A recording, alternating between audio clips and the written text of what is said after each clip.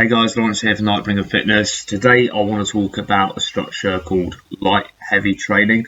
It's a method of training that I've seen some really good results with recently, on the main premise that I really wanted to get on top of managing the amount of fatigue I was feeling, not just in the sessions but also outside of sessions as well, just generally feeling really drained and not really even able to do as much stuff like outside of the sessions in terms of, just jumping on a bar and giving yourself a crack or demoing stuff for clients. Was just feeling particularly beat up. So I want to talk a bit about the structure of light heavy, the results I've seen from it, and how I think it might be suitable for you if you're in the kind of intermediate stages of training. So in terms of why I chose to adopt this particular structure, I'll go into a bit more detail. So hello to my cat. Yes. So previous to this training cycle, I tried a structure of training or periodization where I would go like hypertrophy phase for 8 weeks, say, strength training phase for 8 weeks, and then a peaking phase. So power technique, all that type of stuff, essentially getting very, very close to the max attempts of what I was trying to achieve. What am I trying to achieve? At the moment, my goals are the full planche push-up and getting a very, very comfortable one-arm pull-up. So I've had the one-arm pull-up before, but it was a real kind of grind to, just about on my peak day, when the stars align and you're just feeling, really motivated and up for it. Some days it would be about up to there, just chin over and couldn't quite close the shoulder up or close the elbow in, I should say. And same strength was about equal on both arms, which is cool. But after getting the move, I was like, right, all the training leading up to this felt much like practice sessions rather than workouts. I want to do some more workout style stuff. I want to, get a pump again and, shorter rest times rather than these super long strength training rest times. So I started doing that, but then didn't maintain the skill at all, lost it. And then when I went to try it again, I couldn't even do an eccentric or on the rings, which is a little bit easier than the bar. I was super disappointed in myself, how many times do we need to learn the lesson of maintain the skill, which you've worked really hard to achieve? So here I am, back at it again, but close and feeling very comfortable as well and seeing good progress. And I'll talk about a bit more about that in a second. In terms of planche training, so I said my goal is full planche. Can I full planche push-up? Can I full planche? At the moment, absolutely fuck no, not. Can I straddle planche? I nearly got there around October of 2020, and then as I entered a new phase of training, I just got a bit of advanced training. I wanted to do some more hypertrophy stuff, more kind of general basic stuff, and again didn't maintain the skill. So again, here I am getting that back, but as I said, seeing some good progress towards it. Now, the caveat of the training of the system I was doing before, so as I got into the peaking phase, my fatigue management, my energy was just down, completely, just, I don't want to use overhyped terms like, unbearable, but, whatever, I was feeling destroyed. It wasn't that bad, but I was constantly, when your central nervous system is feeling like really, you're almost walking around drooling type of thing, just no energy whatsoever. Wasn't looking forward to sessions because I'd turn up to training and be like, I don't know if I'm physically capable of what I'm actually attempting to do today, like various different eccentric stuff, lots and lots of near max attempts. Didn't feel like workouts, felt much more like practice sessions. The results weren't particularly great, and I hate it was the first time I did it. I'm willing to admit there's a warehouse full of stuff that I don't know, about training, that, we're all still learning this stuff, and fully happy to admit that I might have gone too intense.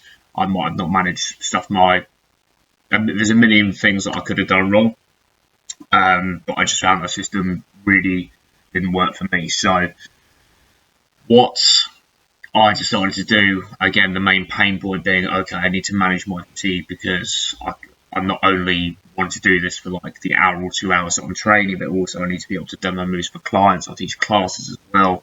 I want to walk around and not feel totally beat up. I play guitar as well. I want to be able to focus when I'm playing or when I'm practicing. Calisthenics isn't the only thing. I want to essentially be able to function in day-to-day life. without feeling like, you know, just central nervous system is destroyed.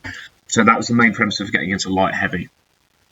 And what I found is I can go much, much longer now without deloading, because my fatigue management is just feeling really on point. It's at the point now I haven't deloaded for about 9 weeks, and I found, okay, this is the limit. I'm going to take a deload now because it starts to drop slightly. And again, feeling just a bit more beat up, like kind of constant ache in the biceps, shoulders, and that type of thing. Okay, I'll give it a rest, you know, give it a deload week, and then go from there. In terms of how I'm structuring it, so at the moment training 3 times per week, total body split, and we'll do like a kind of light, heavy, light. So say Monday light, Wednesday heavy, Friday light. On the light days, do more hypertrophy focused work. So let's say if I'm doing weighted dips, I'll do 3 sets of 8 to 15 reps, for example. And on the light days, I'll look to increase the number of reps I'm doing.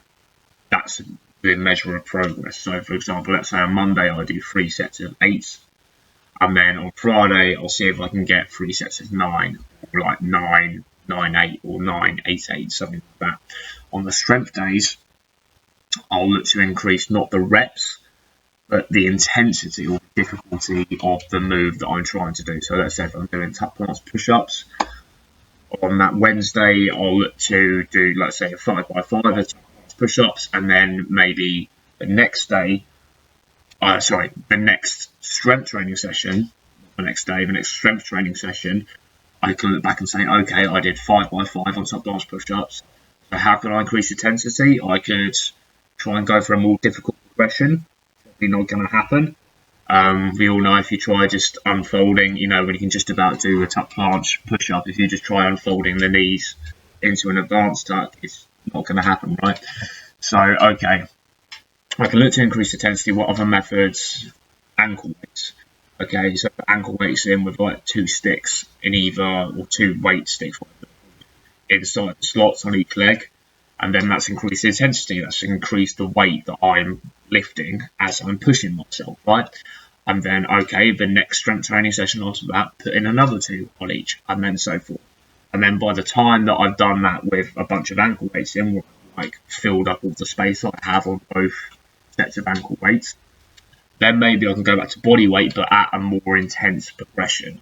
So weighted tuck planche push-ups, as soon as I've maxed out the weight I'm capable of with my apparatus, take it off, and now let's see how advanced tuck planche push-ups feel, or do a hybrid set. So okay, maybe 1 advanced tuck planche push-up is bearable, but then just like, you know, 5 is beyond the dream. So do 1 and then finish off the volume by doing 4 tuck planche push-ups, right? So back to normal. Okay, and then you slowly look to close the gap, and then maybe after, okay, maybe now 2 advanced is possible, or 1 advanced and ankle weights still on with those tuck planche push-ups. Okay, so we're bridging the gap in various different ways. And what I found is that progress has been fairly linear as I'm doing this, and as I said, the big one is management.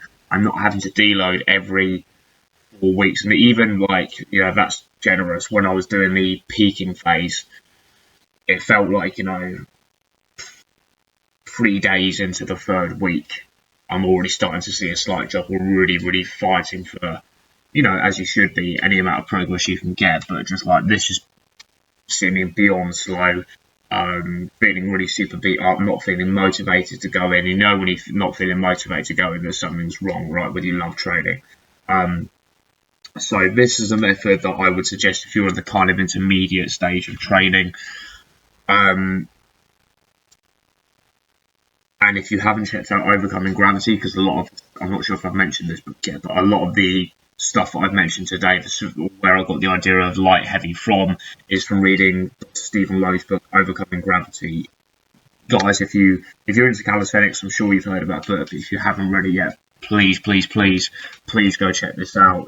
I've had it for 5-6 years ago now. Would have bought it in 2015 or 2016, something like that, and it's the kind of one book that I always reference, that always seems to kind of just simplify the answers when it comes to this. when there's a million and one various different ways of training. So if you haven't read that, I implore you, please go and check that out. And again, if you're at an intermediate stage of training, I hope I've made stuff at least somewhat clear on how it's helped me and how I think it can help you if you're feeling particularly beat up in your sessions, if your progress is kind of stalling slightly. The idea of looking to increase the amount of reps on a hypertrophy day and the idea of increasing the intensity on a strength training day has been super beneficial for me. Progress has been very fast, very linear. Training's been super enjoyable. It's not getting stale. I'm going to stick with the same structure for my next training cycle after this deload week is finished. I hope it's been of some help to you guys. Thanks very much. See you soon.